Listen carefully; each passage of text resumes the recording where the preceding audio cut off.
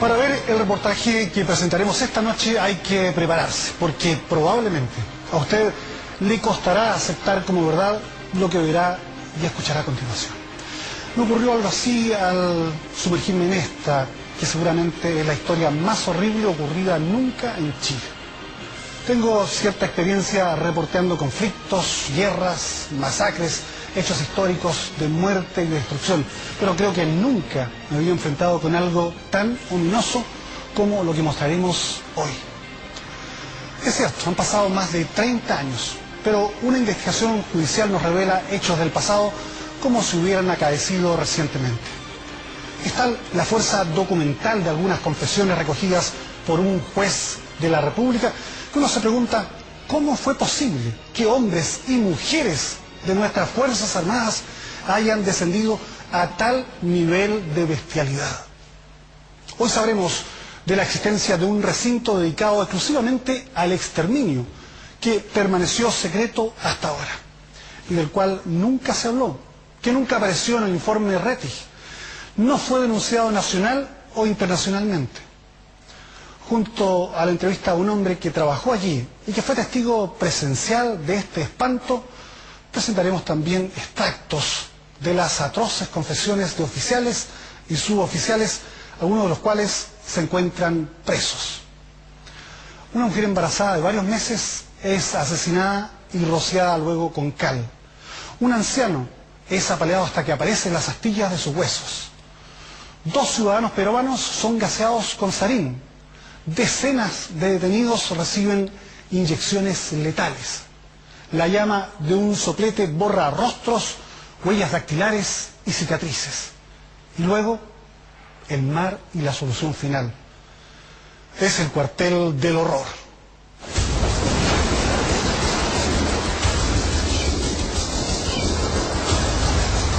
El 12 de septiembre de 1976 apareció el cadáver de una mujer no identificada en la playa Ballena de los Molles.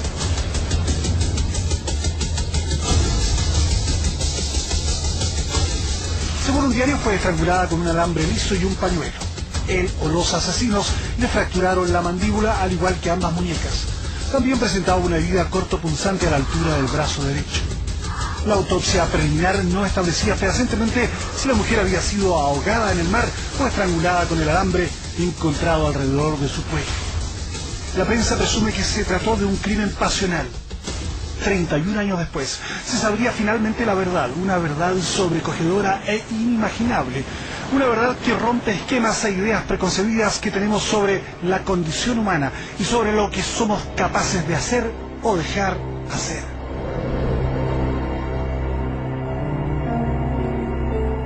La mujer, reconocida finalmente en la morgue por sus hermanas, se llamaba Marta Ugarte. Solo ahora se sabe que su cuerpo fue arrojado al mar desde un helicóptero. Nosotros pudimos mirar y su rostro, en el cual ella demostraba, en su expresión con la que ella quedó, una cara de espanto, de terror, una expresión muy terrible en su cara. Muy terrible. El cadáver de Marta Ugarte era la única huella visible de la historia más horrible ocurrida en Chile. La historia de una cárcel secreta de la cual ningún detenido escapó con vida. La historia de hombres y mujeres especializados en matar. La historia de un hombre que luego de una larga declaración ante un tribunal habla en exclusiva y por primera vez revelando las dimensiones del horror. Cuando el detenido ya, por ejemplo, no respondía físicamente, estaba ya, por ejemplo, quebrado o deteriorado, tan deteriorado físicamente que ya no podía ni hablar, simplemente se le aplicaba sarín o cianuro a la vena. Para encontrar a ese hombre, viajamos al sur profundo y lluvioso de Chile. Él sabe mucho, él vio mucho y él lo confesó todo al juez Víctor Montiglio. Cree que lo pueden matar y toma precauciones. Muy joven, comenzó a trabajar como mocito en la casa de un personaje poderoso. Antes de haber ingresado yo al cuartel Simón Bolívar, me desempeñé, ¿no es cierto?, como asistente mozo en la casa de don Juan Manuel Contreras Sepúlveda, es decir, el director de la DINE.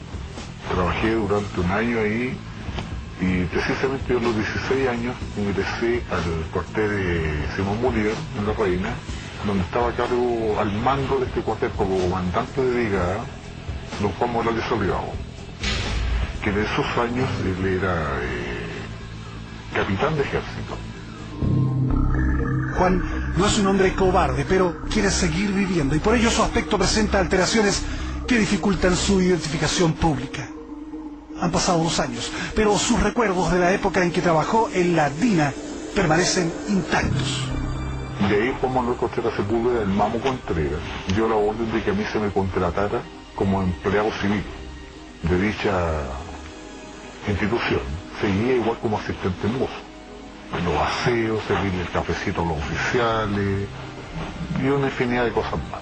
En unas instalaciones ubicadas a la altura del 8800 de la calle Simón Bolívar, donde ahora se levanta un condominio, funcionó desde 1976 a 1978 el único cuartel dedicado exclusivamente a asesinar personas.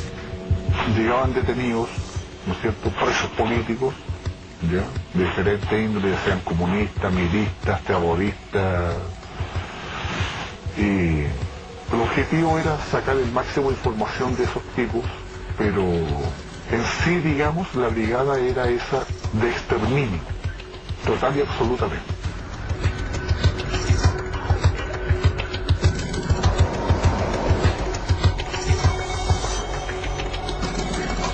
Pero esta historia, desvelada ahora, comenzó hace más de 30 años en un país en estado de sitio y con toque de queda permanente. El proscrito Partido Comunista se reorganizaba clandestinamente para combatir al régimen militar. No dejaba de dar cierto orgullo en la circunstancia que pasara el tiempo y no caía nunca ninguna dirigencia importante del Partido Comunista. Había militantes aislados que habían caído, pero los que sabíamos que había una dirección que encabezaba Víctor Díaz, nos sorprendía incluso. La DINA, el organismo de inteligencia y seguridad dirigido por Manuel Contreras, había diezmado ya al MIR y al Partido Socialista. Ahora iba tras los comunistas. La revista ¿Qué pasa? Graficaba la situación. Con nombres falsos, durmiendo en casas de amigos, comunicándose rara vez con esposas e hijos, los comunistas eludían el acoso. No era fácil. El miedo se había extendido y la DINA llegó a contar con 50.000 soplones. Los lugares de detención se multiplicaron. De la noche a la mañana uno dejó de saludar a todo el mundo. Porque si yo saludaba a alguien que andaba en la calle, podían haberme seguido a mí y caía la otra persona. Así que yo de ahí ya no saludé a nadie más, ni hola, ni nada de nada. Y eso cuesta. En una ocasión, yo subo en una locomoción, en una micro, yo era escolar, era a la biblioteca, no me acuerdo dónde, y se sube mi padre. Pero yo sabía que yo no debía saludarlo. Por lo tanto, yo no lo saludé, ni siquiera lo miré, porque sabía que lo ponía en riesgo. Esta casa de la calle Conferencia 1587 en el sector Estación Central de Santiago era utilizada para reuniones furtivas o para dejar y recibir mensajes. La propiedad de calle Alejandro del Fierro 5113 fue empleada también con similares propósitos. Eran conocidas como casas de seguridad o casas buzón. Administrado por Juan Becerra y su esposa, funcionaba en el inmueble de Conferencia una marroquinería donde se elaboraban carteras de cuero. Una delación hizo sospechar a los agentes de la DINA sobre lo que ocurría allí. A las 8 de la noche del 29 de abril de 1976, en San Pablo, con las rejas, fue detenida María Teresa Zúñiga, cuñada del dueño del taller. Le dijeron que quería saber el paradero de Mario Zamorano Donoso, un dirigente del Comité Central Comunista. Cuando ella se negó a hablar, fue llevada a Villa Grimaldi y torturada.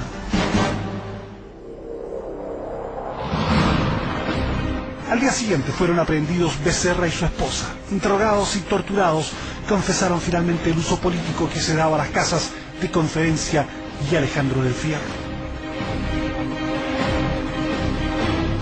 La DINA preparó entonces una trampa conocida como ratonera para atrapar a los jefes comunistas. La idea era mostrar normalidad. 5 agentes se instalaron en calle Conferencia, permanentemente comunicados con otros que se desplazaban en autos.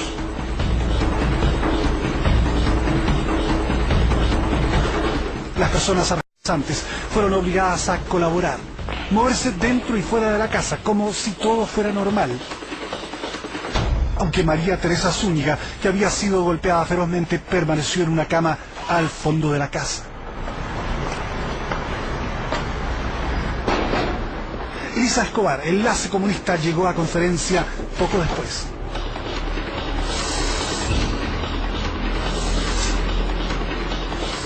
Sin percatarse de la presencia de la DINA, informó que al día siguiente empezarían a llegar altos dirigentes.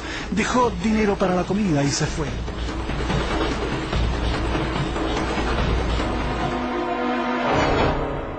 Todos suponían en el hogar de Mario Zamorano que él corría peligro, pero su esposa y sus 3 hijas nunca imaginaron que no lo volverían a ver.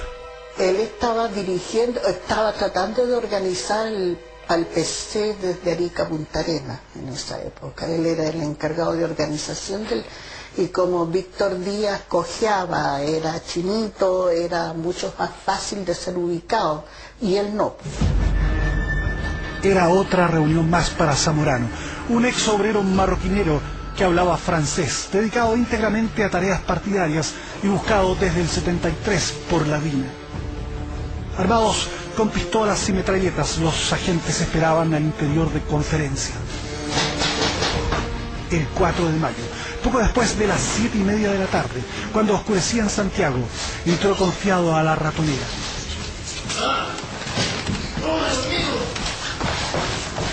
Tal vez intentó alguna resistencia recibiendo un balazo en una pierna. Comenzó a desangrarse, siendo llevado al interior de la vivienda. Media hora más tarde, llegó el ingeniero Jorge Muñoz Puteis, miembro del Comité Central Comunista y esposo de Gladys Marín, siendo igualmente arrestado.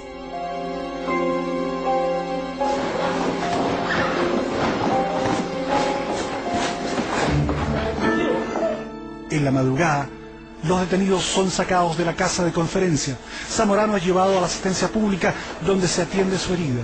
Ambos son conducidos después a la Casa de Piedra, una residencia ubicada en el Cajón del Maipo, que perteneció al dueño del diario Clarín, Darío Saint-Marie.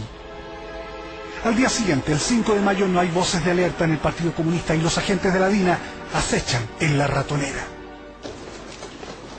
A las 9 de la mañana llega Jaime Donato Avendaño, quien había sido dirigente de los trabajadores eléctricos. Obrero, intelectual, autodidacta, ahora estaba en la cúpula comunista. Su mujer lo había visto pocas veces en los últimos meses. Ya no lo volvería a ver. Él llamaba cada 2 días por teléfono a casa de una amiga, y si sonaba a las 12 de la noche 2 veces el teléfono, quiere decir que estaba vivo.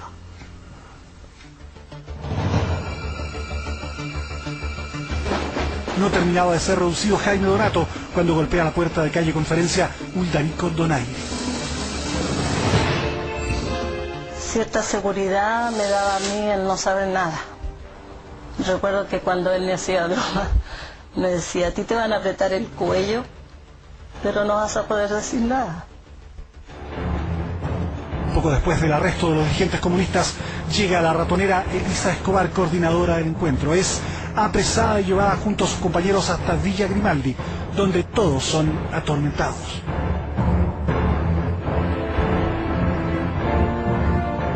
La racia está teniendo un insospechado éxito y la DINA desata una cacería anticomunista en el país. Objetivo: capturar a Víctor Manuel Díaz López, quien ha reemplazado a Luis Corbalán en la dirección comunista. Desde el 73 vive en la clandestinidad. Nos despedimos en la puerta de la casa y nunca más lo vimos. Y de esa forma transcurrieron 32 meses en que nosotros de distintas formas sabíamos de que él estaba bien, que estaba en Chile, pero nosotros no podíamos comunicarnos. Un hombre sencillo y una vida dura. Trabajó como obrero desde niño. Más de una vez ha estado en prisión. El escritor y Premio Nacional de Literatura José Miguel Varas conoció a Díaz como obrero gráfico y voraz lector. Era un hombre más bien reservado, no era de muchas palabras, pero cuando él empezaba a tener confianza en una persona, digamos, era extraordinariamente abierto y cordial, así como suelen ser camaradas proletarios de aquel tiempo. A diferencia de otros dirigentes, por lo que yo converso hoy día con muchas compañeras, para mi padre su hogar estaba primero, nunca olvidó un cumpleaños. Todo el mundo estimaba que quien debía salir era él, que era el que estaba al frente del partido en ese momento, y él se negó a hacerlo. El ingeniero Jorge Canto alberga a Díaz en un pequeño cuarto al fondo de su casa, en la calle Belo Horizonte de Las Condes. Salía normalmente los días martes y volvía los días jueves. Salía obviamente a sus reuniones, digamos, hacía su trabajo político de esa manera. Díaz toma precauciones. Sus rasgos faciales achinados y su cojera lo hacen reconocible. En la madrugada del 12 de mayo de 1976, la DINA allana la casa del ingeniero Canto, llegando finalmente a la pieza ocupada por el jefe comunista. Los agentes se dirigieron directamente a él y comenzaron rápidamente a premiarlo, a gritarlo, a darle puñetazos con las armas y a preguntarle quién era, qué es lo que hacía. Y escuché que le decía a Víctor que se levantara y que caminara. Y bueno, cuando caminó se puso en evidencia que la cojera, él cojeaba visiblemente de una de sus piernas. Y en ese momento el tipo dijo, al fin te pillamos, Chino Díaz, comunista, tal por cual, detengan a toda la casa. Se llevaron a don Víctor de la casa, lo sacaron, pasaron por el lado mío, yo estaba en un pasillo.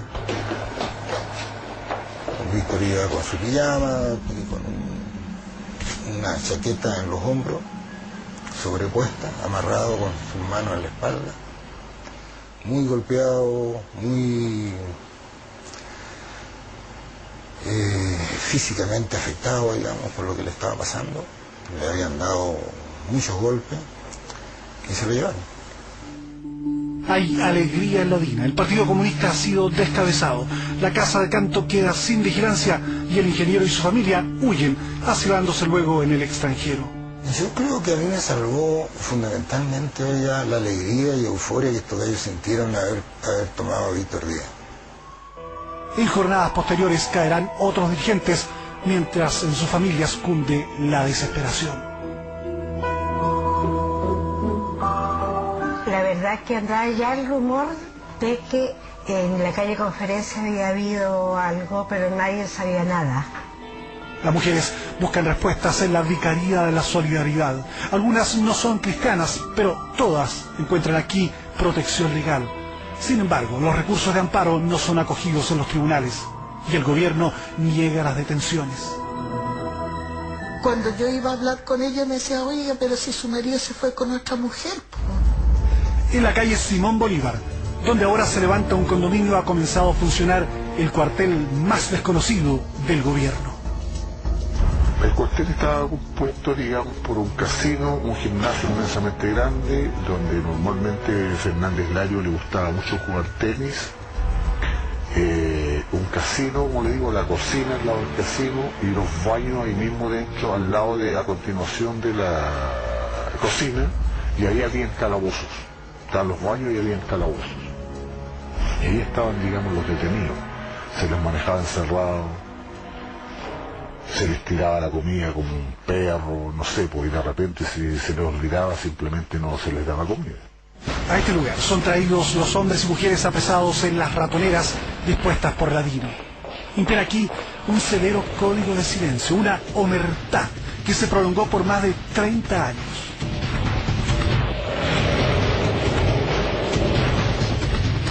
En una oficina atiborrada de documentos construida sobre el último piso de los tribunales trabaja el juez Víctor Montiel. En los últimos 6 meses, y luego de procesar a 63 exuniformados y civiles, ha logrado romper el código de silencio que impidió hasta ahora conocer la verdad de Simón Bolívar. Las confesiones logradas por el ministro Montillo han reconstruido parte de una historia tan real como terrorífica.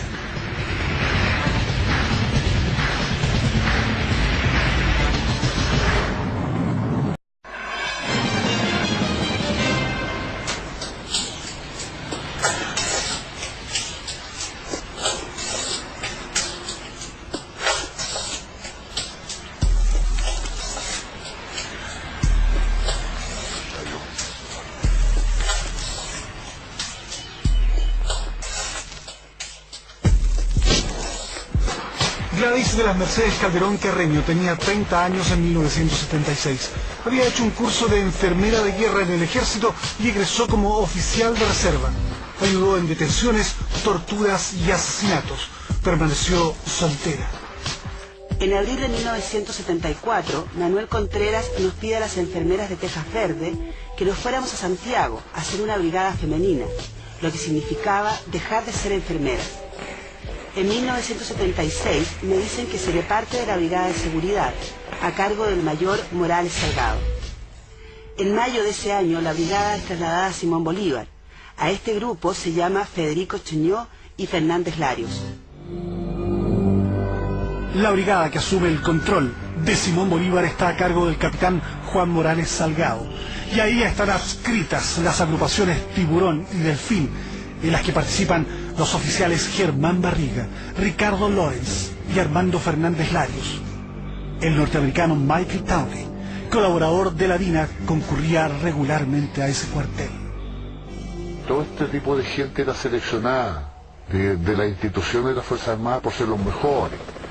Por ejemplo, los BT, los buzos tácticos, son muy preparados en la Armada, los comandos en el Ejército, los del UOP en Carabineros.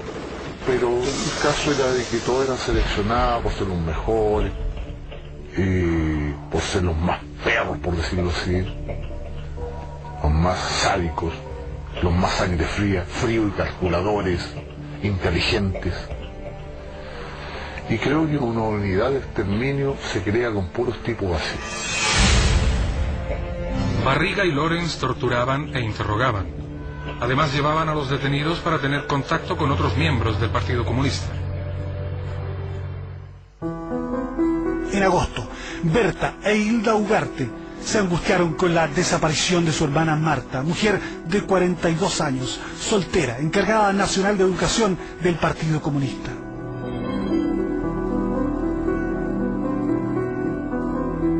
Desde el 73 fue requerida por un bando de la Junta de Gobierno. Para no complicar a su familia, comenzó a vivir lejos del hogar e incluso no concurrió a los funerales de su madre. El 7 de agosto se reúne por un instante con su padre y hermanas. Conversando con ella aquí mismo, me dice que ella estaba muy preocupada porque se estaba presentando una nueva forma de detención de las personas. ¿En qué consistía esto? Han detenido a compañeros, me dijo, entre esos nombraba a Víctor Díaz, la cosa de la calle Conferencia, pero no están reconociendo, me dijo, las detenciones. El 10 de agosto, luego de intentar infructuosamente comunicarse con Marta, sus hermanas inician una frenética búsqueda. El presidente de la Corte Suprema se niega a recibirlas, pero manda a decirles que había llamado a la DINA, donde le informaron que en sus recintos no estaba detenida Marta Ugarte Román. Vi también a Marta Ugarte en Simón Bolívar. Provenía de Villa Grimaldi y estuvo en la misma pieza que Díaz. Supe por los medios de su aparición en la playa. El 12 de septiembre aparece publicada en los diarios la noticia del hallazgo de un cadáver de mujer en la playa.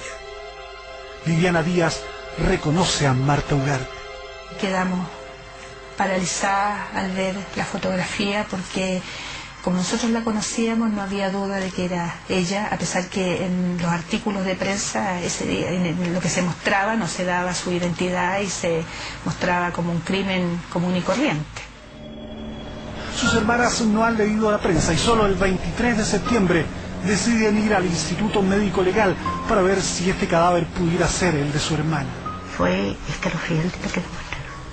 Escalofriante, y yo creo que uno no sabía nunca eso. Tenía toda moratada, ella las uñas que le vimos de las manos, tenía como pinchaduras y puntos de pinchazos de aguja en ese brazo. Tenía una especie así de, ¿cómo se llama?, de cuchillazo.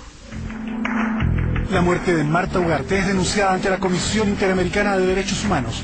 El gobierno de Chile responde que el caso es absolutamente ajeno a la esfera de su competencia como poder ejecutivo y corresponde enteramente a la justicia ordinaria. En el cuartel secreto de Simón Bolívar, las actividades de la Brigada Lautaro prosiguen sin interrupción. Cuando llegan Barriga y Lorenz a la brigada, comienzan a llegar detenidos al cuartel. Los llevaban a la cancha de baby fútbol, donde se almacenaban una vez que los mataban. Los detenidos entraban con capuchas y los llevaban al gimnasio para los interrogatorios en presencia de Lorenz. Preguntado por los jueces, el gobierno niega tener información sobre detenidos desaparecidos. Se sugiere que los marxistas se matan entre ellos. En algunos casos, los agentes usan documentos verdaderos incautados a los dirigentes del PC para simular salidas fuera del país. La comunidad nacional e internacional, invocando razones de elemental humanidad, exige del gobierno que aclare definitivamente cada uno de los casos que denunciamos. Las peticiones internacionales, como la planteada por importantes cardenales franceses, son desoídas.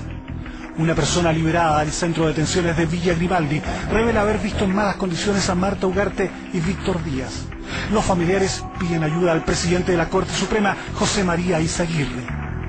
Le pedíamos de que se pudiera constituir en Villa Grimaldi, que pudiera salvar la vida de mi padre, y él nos escuchó, pero al narrarle todos estos antecedentes de cómo estaba Martita, él se paró y me puso la mano en el hombro y me dijo: pero qué imaginación tiene usted, me dijo.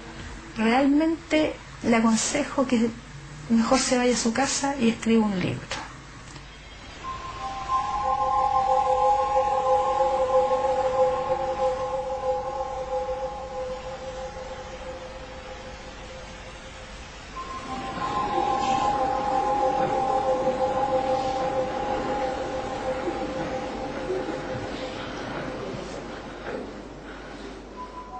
Luego de ser torturado en Villa Grimaldi, Víctor Díaz permanece secuestrado en Simón Bolívar. No hay ser humano normal que aguante cierto tipo de tortura más allá de ciertos límites, que es muy extraño, muy raro, que la gente que es capaz de resistir la tortura, y sobre todo además la combinación de la tortura física con la psicológica, el hecho de que, por ejemplo, tienen a un hijo tuyo y lo matan en tu presencia o amenazan con matarlo. Todos participaban en lo que es tortura. La máquina con la que se aplicaba corriente se llamaba la GG, que consistía, ¿no es cierto?, en un generador de corriente que usaban los teléfonos antiguos, y eso genera corriente.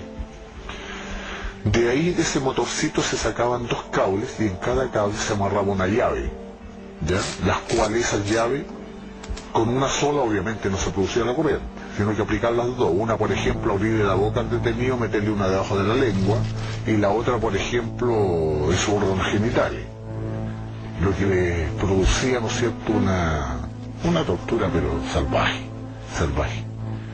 al extremo de que se hacían sus necesidades fisiológicas, se hacían de todo, y en una litera, ¿no es cierto?, con los puros fierros pelados, todo eso producía la corriente y era pero espantoso.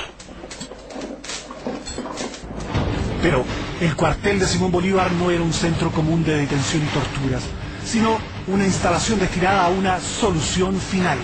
Si algún preso que ingresaba a ese cuartel era dejado en libertad, obvio que iba a divulgar por todo el tipo de torturas que había pasado, la experiencia vivida, el trato inhumano, 100% inhumano. Por lógica, ¿no es cierto?, se le eliminaba, se le mataba. A fines del 76 recrudecen los operativos contra los comunistas. Entre el 29 de noviembre y el 20 de diciembre son detenidas 13 personas. El 15 de ese mes caen varios militantes comunistas, entre ellos el profesor de Historia de la Universidad de Chile, Fernando Ortiz.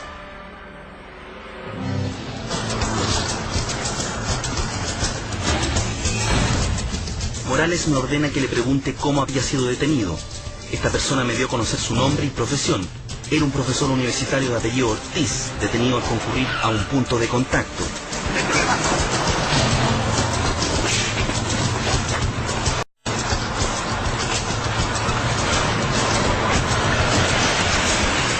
Finalizada la conversación, esta persona empezó a sentirse mal y al poco rato murió. Este señor le quebraron las piernas a palos.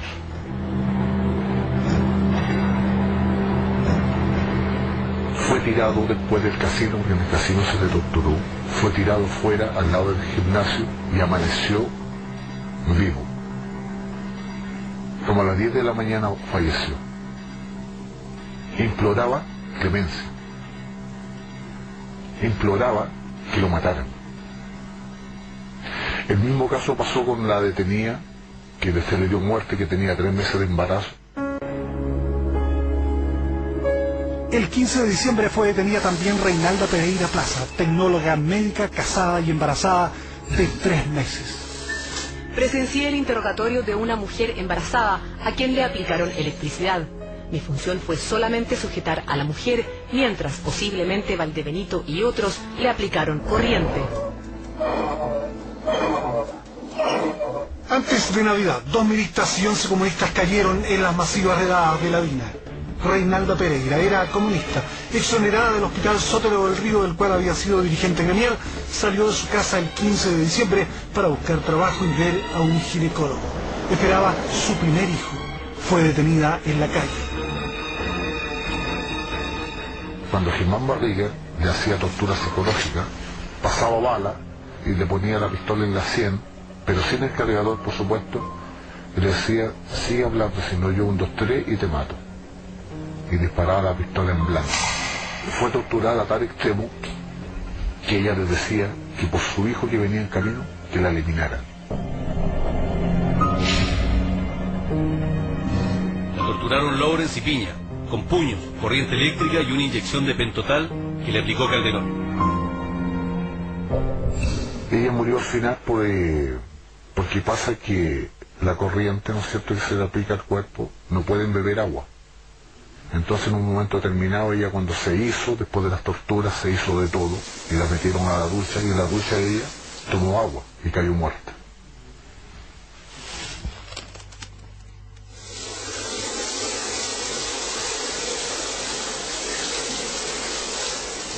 Pacheco le quemó las huellas.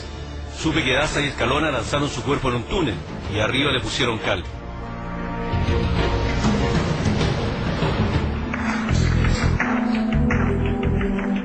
En 2 oportunidades tratamos de tener la versión del suboficial mayor de Carabineros Héctor Raúl Valdebenito sobre lo ocurrido con Reinalda Pereira. Buenas, soy periodista de Televisión Nacional. Mi nombre es Santiago Pavlovich. ¿Puedo hablar con usted? No, ya vinieron, ya hablé con... ¿No quiere hablar conmigo? No, ya vinieron, ya... ¿No es más interesante saber lo que pasó? No, porque escuché que pasar con los abogados. ¿Y por qué no directamente con usted? No, porque no tengo ningún interés, todavía está en el sumario. ¿No quiere contar a los chilenos lo que ocurrió en ese tiempo? Por ahora no, por los abogados porque no estoy con el sumario. Pero es mucho mejor directamente con la persona. No, por ahora no. Porque tengo declaraciones suyas en el proceso. Sí, pero hay declaraciones que no están. ¿Usted nos dice que dijo lo que...? No, hay muchas cosas que utilizar, entonces por eso hay que pasar el sumario, ahí se va a saber más o menos la edad. ¿Pero usted participó en esa tortura o no? ¿Dónde no participado yo también? ¿Ah? Hay mucha gente que ha participado, yo no he participado y están igual metidos en eso. ¿Pero usted personalmente participó? No, no tengo nada que agregar. Lo siento mucho, ya estuve el otro día con una periodista y ya vi que no, por ahora no hay nada que conversar.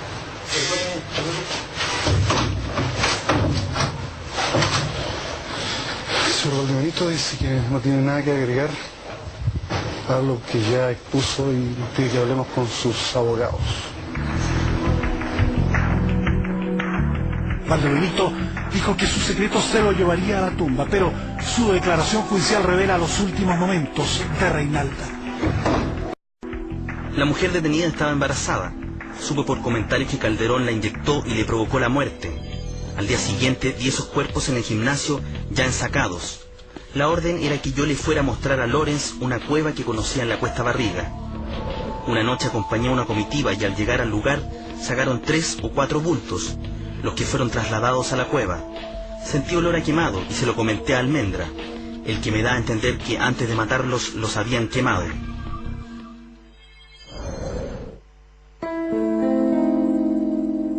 El horror de lo ocurrido en la calle Simón Bolívar adquiere caracteres indescriptibles al conocer los detalles de los procedimientos empleados para asesinar y borrar los rasgos y huellas físicas de los secuestrados.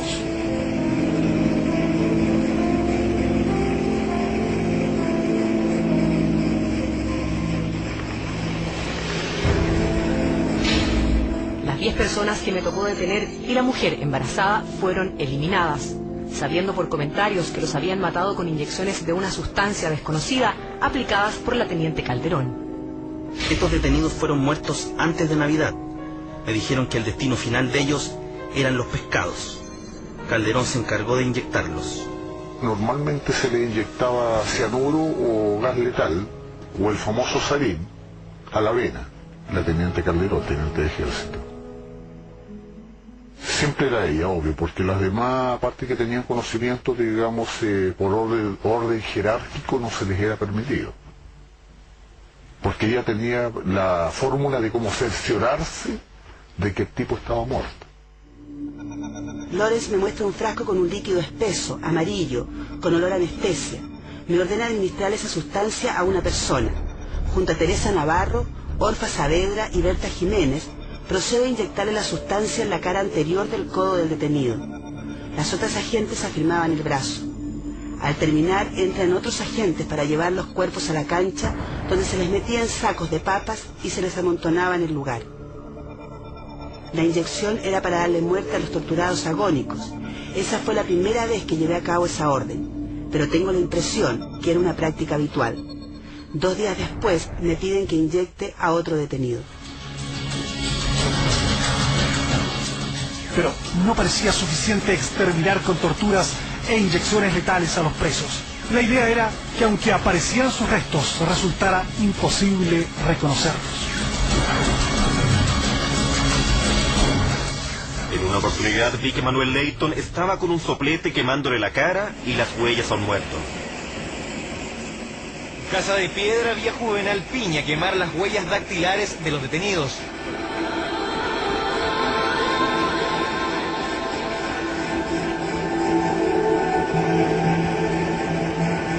Leyton me pidió un soplete y procedió a quemarlos. Luego yo metí los cuerpos en sacos y en vehículos, sin saber qué pasó con ellos.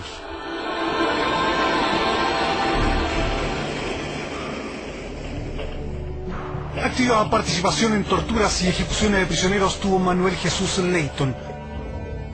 En 1976, Leyton se quedó con la renoleta del empresario comunista Daniel Palma Robledo, quien fue hecho desaparecer. Posteriormente, Leyton y otro agente asaltaron a un ciudadano francés robándole su renoleta. La víctima, que fue abandonada en el cajón del Maipo, hizo la denuncia.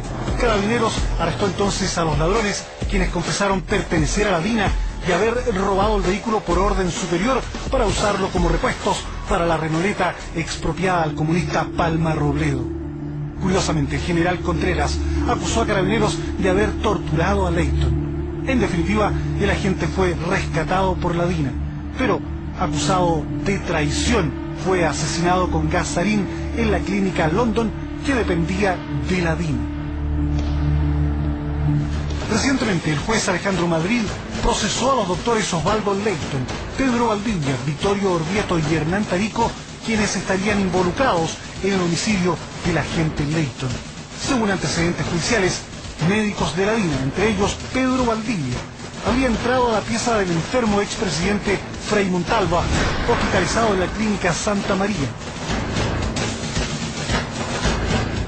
La familia Frei considera que el mandatario fue asesinado, al igual que Leyton, con sarín o con otra sustancia tóxica. El reencuentro con la verdad no ha sido fácil para los involucrados en asesinatos políticos que están siendo procesados por la justicia. Recientemente fue sepultado Carlos II Marcos, quien cocinaba en el cuartel Simón Bolívar. Marcos se ahorcó en un penal militar en el que permanecía recluido por orden del juez Montiglio. Ocurre que los jueces son muy rigurosos con los exmilitares y muy contemplativos con la gente delincuente que en este momento están propalando en nuestro país. El día que aquí sigan sembrando vientos, tarde o temprano van a cosechar tempestades. Pero las declaraciones de Carlos Muñoz fueron determinantes para enjuiciar a decenas de militares por torturas y asesinatos.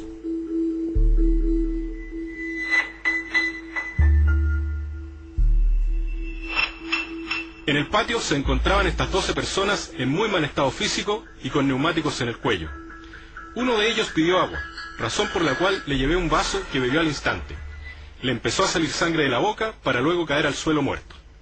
Ese mismo día, Pichunman le quemó la cara y las huellas. Al matar a un preso político, de cualquier índole, ideología política que éste fuera, después de ser muerto, ¿no es cierto?, se le borraban todo tipo de cicatrices que tuviesen.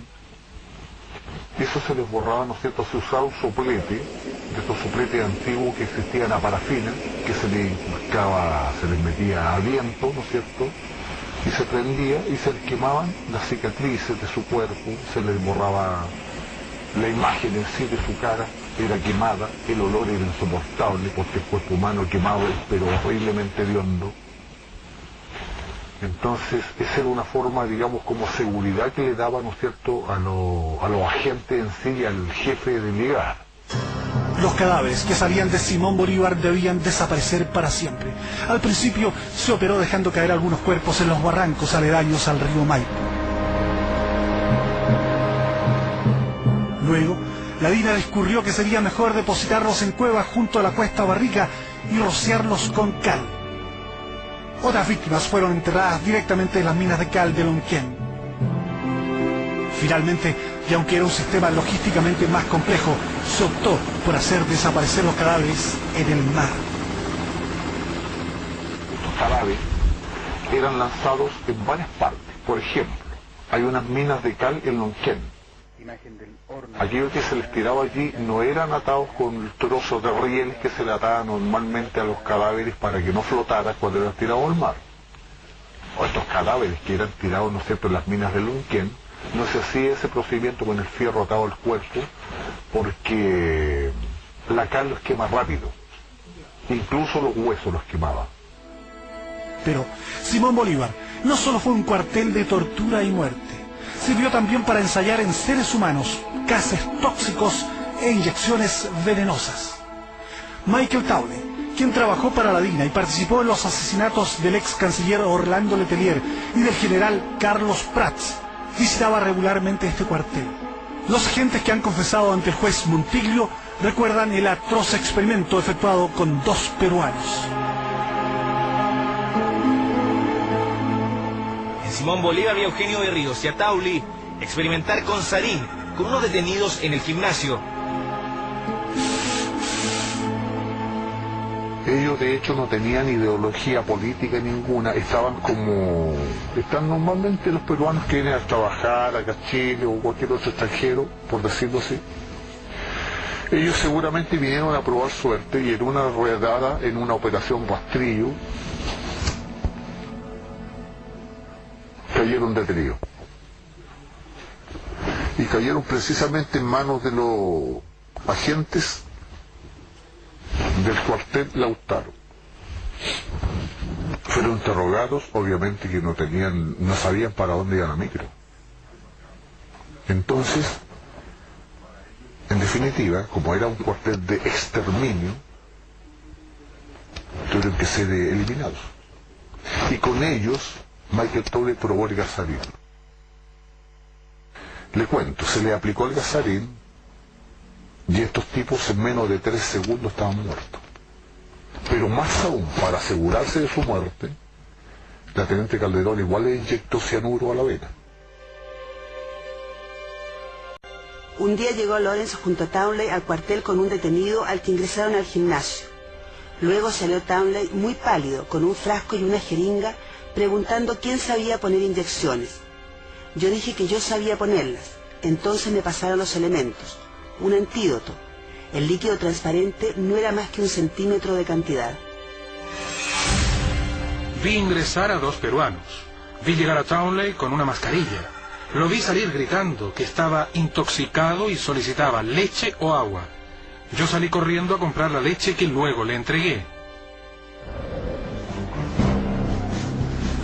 Los dos peruanos asesinados por Taule y los agentes de la DINA recibieron el mismo tratamiento que otras decenas de chilenos detenidos en Simón Bolívar. Un método que parece calcado al usado por los nazis para hacer desaparecer a millones de judíos e izquierdistas en los campos de concentración. El mismo tratamiento aplicado a Marta Ugarte. Llegamos con 8 o 10 detenidos a Peltegüe. Se les inyectó una sustancia que los adormecía o mataba en el acto. Luego eran desnudados. Se quemaban sus ropas con combustible y luego eran ensacados con unos rieles a la espalda y subidos a un helicóptero Puma del ejército.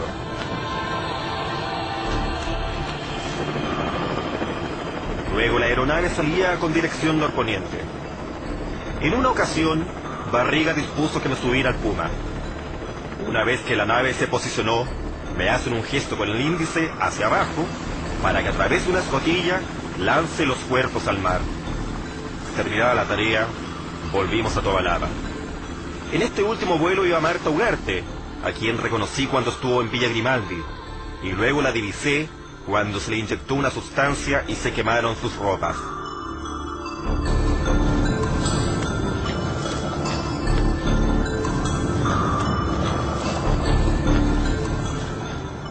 Los que eran lanzados al mar eran atados con un fierro, ya sea en la espalda o en la parte torácica, estómago, ¿bien? Atados con alambre, eran ensacados con polietileno y después sacos paperos, por decirlo así, sacos paperos, igual iban bien embalados.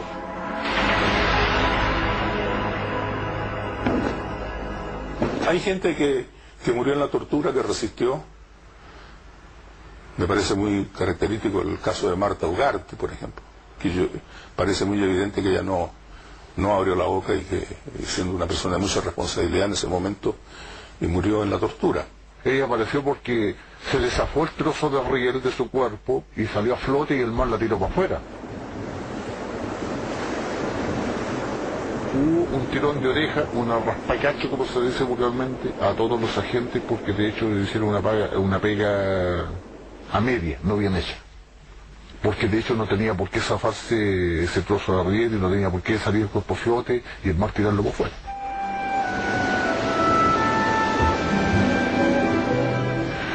Andaban así con la intriga. Bueno, ¿quién la cagó? ¿Quién la cagó? ¿Por qué? ¿Por qué? Si no había pasado con ningún otro cadáver, ¿por qué pasó con eso?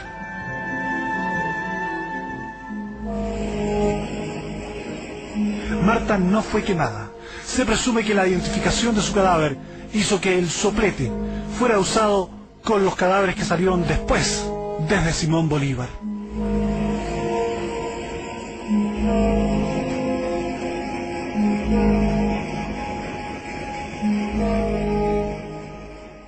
En diciembre, quien fuera el segundo hombre del Partido Comunista pasaba sus últimos días en la ergástula de la DINA. El 6 de octubre, un agente de la DINA llevó una carta de Víctor Díaz a sus familiares. Manifestaba que quería saber de ellos y les pedía que no siguieran con los trámites para ubicarlo. Los agentes dijeron que él llamaría al día siguiente y que no hicieran más gestiones porque esto molestaba y dañaba su seguridad. Mi Toyi, me dice. Yo le decía, papi, le digo yo, ¿dónde está? Él guardó silencio y me preguntó por mi madre. Y la Cele, ¿dónde está tu madre? Le dije, mire, le dije yo, porque nunca lo toqué. Fue a hacer trámites a la Vicaría de la Solidaridad, le dije yo, allá andan.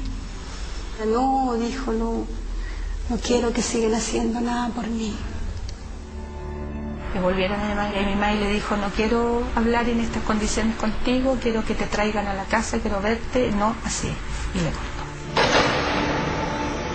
Y ahí nosotros sentimos que creímos que ese iba a ser el fin de la vida de mi padre, el día en que mi madre cortó el teléfono. Pero ese no será el último día ni el último mes de Víctor Díaz, quien permanecerá en el cuartel de aniquilamiento hasta enero de 1977. El mozo Juan, que a la sazón tenía 17 años, tuvo ocasión de conversar varias veces con el dirigente comunista. Yo quise mucho a Chino Víctor Díaz. Lo quise tanto por una razón muy especial. Se parecía a mi padre. Del poco y nada recuerdo que yo tengo, se parecía a mi padre. Creo que por eso me dolía mucho cada vez que lo torturaban. La Navidad de 1976 fue extraña para el mocito Juan, que vivía en el cuartel de Simón Bolívar, y para Víctor Díaz, que permanecía esposado a una cama. En la Nochebuena se quedó solo porque varios agentes salieron a tomar. Desde la jefatura de la DINA, en calle Belgrado con Vicuña Maquena, enviaban a todos los cuarteles pavos y trago para la cena navideña. Yo tuve la ocurrencia de ir a abrir el calabozo y saqué al Chino Víctor Díaz, esposado. Y lo llevé a la sala de guardia y le di cena, le di pavo, nos comimos un trozo de pavo cada uno, le saqué la esposa de atrás y se la expuse adelante para que pudiera cortar y comer. Y el Chino Víctor Díaz me preguntó: tú siendo un mocoso tan joven, ¿qué haces aquí en esta inmundicia? Yo le respondí: por la necesidad de la vida. Me dijo: si tú quieres, sácame la esposa. Mira, yo ya estoy cojo, no puedo correr, no puedo hacer nada. Y ese fusil que tú tienes en tus manos, déjalo ahí tranquilo porque yo no te voy a hacerte nada. Le hice caso. Le saqué la esposa. Lo dejé manos libres. Pesqué el fusil y lo dejé al lado de la salamandra. Y me senté a la mesa a comer con él. Y no hizo nada.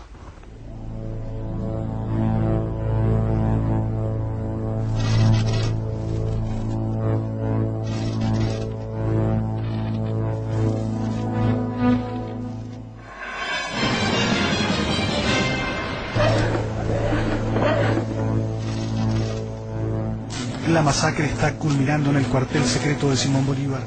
Las torturas dan paso a las inyecciones letales y a la preparación de los cadáveres para un viaje hacia la desaparición definitiva. Algunos agentes no vacilan en cometer nuevos actos despreciables.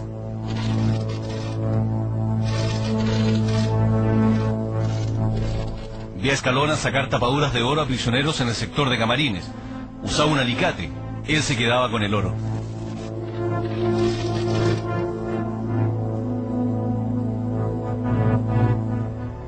Víctor Díaz vive sus horas finales.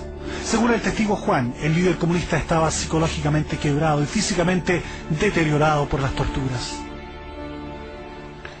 De hecho, por eso, cuando Juan Morales llamó al Mamo Contreras y le dijo: ya no hay nada más que entregar, no tiene nada más que entregar, entonces Mamo Contreras dijo: elimínenlo. Barriga y Lores informaron a Contreras sobre la situación de Víctor Díaz, y esa tarde recibí un llamado de Barriga diciéndome que por orden de Contreras se debía dar muerte al Chino Díaz. El capitán Juan Morales Salgado era el jefe de la brigada Lautaro, cuya primera misión fue dar seguridad al general Contreras. Luego estaría a cargo de Simón Bolívar. Al comenzar 1977, cumple la orden de acabar con Víctor Díaz. Ordené a la teniente Calderón que inyectara al detenido, pero regresó luego diciéndome que Díaz no había muerto. Le ordené a 2 agentes que fueran al calabozo y dieran muerte a Díaz. Fui testigo de la muerte de Díaz. Un agente iba a asfixiarlo con una bolsa. Llegó Juvenal Piña, quien le quita la bolsa bruscamente de las manos al otro agente y procede a ponerla en la cabeza de Díaz. Lleve una bolsa plástica y sacos. El elefante me pide la bolsa plástica y procedió a asfixiarlo. Barriga me ordenó eliminar a Víctor Díaz, quien se encontraba atado de pies y manos al catre. Juvenal Piña, conocido como el Elefante, es un sargento del ejército. A los 26 años ha participado en numerosas detenciones. En ese momento le manifiesto a Díaz que me perdone la acción que iba a llevar a cabo. Al cabo de unos 3 minutos, observé que ya no tenía signos vitales, instante en que terminé de presionar. Luego, Salí en forma inmediata porque me encontraba choqueado. ¿Qué pasó? Que con esa asfixia que se le dio, o sea, como se pretendió darle muerte a Chino Víctor Díaz López, no resultó, quedó vivo. Entonces, para asegurarse, posteriormente, mandó Juan Morales Salgado a la teniente Calderón y le inyectó cianuro a la vena, y de ahí la seguridad plena que había muerto Chino Víctor Díaz. Lique Díaz fue trasladado al gimnasio donde Pichumán le quemó las huellas y su cara con un soplete. Luego lo metió en sacos de papas. Después el mozo salió con un bulto para meterlo en el Chevy Nova de Morales Salgado, saliendo del cuartel. El auto lo conducía a Daza y al lado iba Escalona. Posteriormente, yo cuando entré al calabozo, estaban amarrándole el fierro a su tórax, estómago tórax, lo embalan y me dice el Chancho Daza, pon el hombro. Yo puse mi hombro y lo llevé del calabozo hasta el portamaleta del auto Chevy Nova. Y yo sentí el calor, todavía iba caliente ese cuerpo. Yo pensando, recordando lo que yo había vivido con Chino Víctor Díaz, más que nada como un recuerdo paternal. Y me dolió mucho. Me dolió mucho. No lo demostré obviamente porque me iban a decir que era un gallina, o un poco hombre, por el hecho de sentir pena por un detenido político. La comitiva iba a Peltehue a cargo de Barriga. Mi labor fue cubrir el perímetro. No descargué cuerpos. Leighton, vía radio, me informó que Barriga pidió que me subiera al helicóptero. En él había entre 8 y 10 cadáveres. El sargento de carabineros Claudio Pacheco perteneció también a la brigada Lautaro, aunque niega haber asesinado personas. En el mar se encendió una luz. Era hora de lanzar los cuerpos y comencé a arrojarlos por una escotilla. Me costó tirarlos por el peso de los rieles.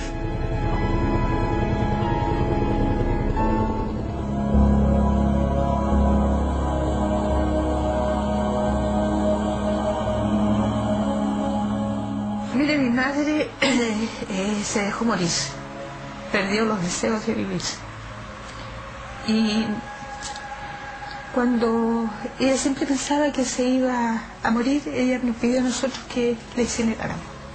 Y siempre quiso que sus cenizas fueran al mar donde ella había nacido, Antofagasta. Y que era justamente la ciudad donde a mi padre lo había conocido. Entonces fue para mí un golpe muy tremendo. El día que dejamos la ceniza de mi madre en el mar, a pesar que el mar estaba tan bravo, por así decirlo, al dejar la ceniza de mi madre se produjo una quietud impresionante. Y solo cuando yo escuché el informe de las Fuerzas Armadas que decía que lo habían lanzado al mar, esa noche se me presentó esa visión del mar y sentí que mi madre se había encontrado con él. Pero fue esas cosas que a uno se le pasan por la mente. Pues fue muy, muy fuerte, era cuando yo veía el mar. Ella escogió ese lugar.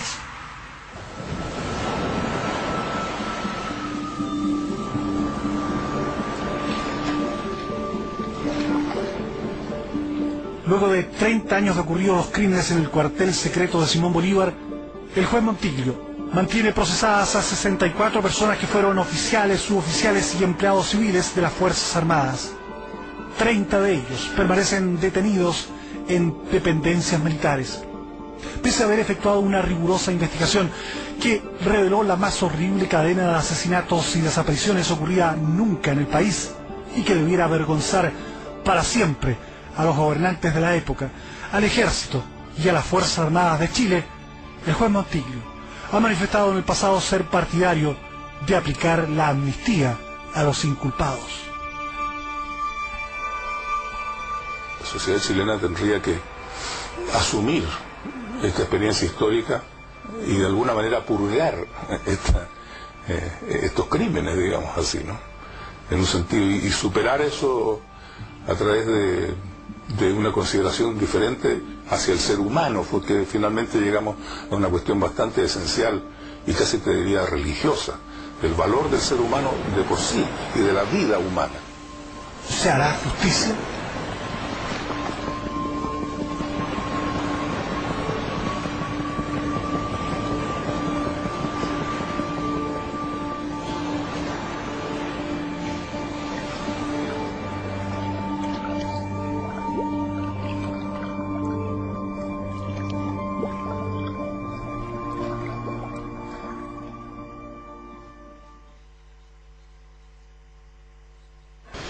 Probablemente algunos crean que hay que ver el contexto de lo que ocurría en Chile en el año 76 para comprender la dimensión del horror que hemos visto. Pero están equivocados. No hay contexto posible que pueda explicar el exterminio de tantos compatriotas. No hay contexto que pueda justificar el uso de sopletes para eliminar rostros, cicatrices y huellas dactilares, la extracción de tapaduras de oro, las inyecciones mortales, el uso de cianuro y gas sarín. En fin, la infame desaparición de los cuerpos en ríos, minas de cal y en el mar. Quien justifica estas atrocidades no sabe lo que es el respeto a la persona humana. Tiene sus valores reblandecidos o trastocados y termina siendo un cómplice de los asesinos. Debemos valorar la democracia, el diálogo, el funcionamiento independiente de la justicia, el control de la sociedad sobre las policías y sobre las Fuerzas Armadas. Y, por sobre todo, el respeto a los derechos de la persona. Este reportaje estará disponible en nuestro sitio web www.24horas.cl. Ahí también puede usted hacer sus comentarios en nuestro blog o efectuar una denuncia que será recibida en un correo confidencial. Informe oficial. Buenas noches.